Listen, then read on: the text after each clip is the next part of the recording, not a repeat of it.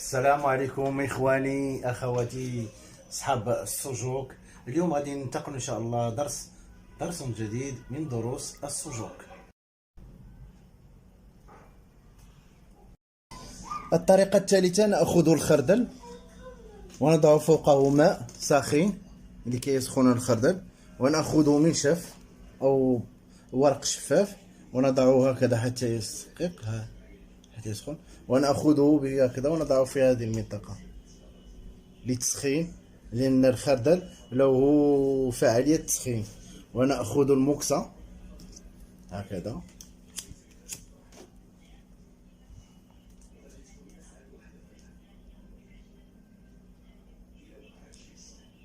طريقة جد سهلة بالنسبة لي، ولكن بالنسبة لكم تكون صعبة بعض الشيء لزيادة عملية تسخين الخردل فوق اليد. وهكذا نقوم بإزالة البرد الذي هو في الرئتين وتسريح الشعيبات الرئوية. هكذا نقوم بتسخين على هذه المنطقة هذه هكذا بالمكسة. هذه المكسة، وإن لم توجد المكسة سأوريكم إن شاء الله طريقة وكيفية صنع المكسة عندنا هنا. انظر إلى هذه الطريقة. نقوم بتسخين هذه المنطقة إلى أن تستذيب الحرارة في اليد وتشعر ببعض الحرارة هكذا. ونقوم جهة البلعوم هكذا بالتسخين،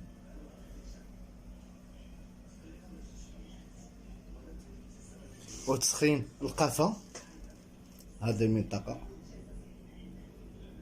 تسخينها لإزالة البرد. تسخين منطقة الرأس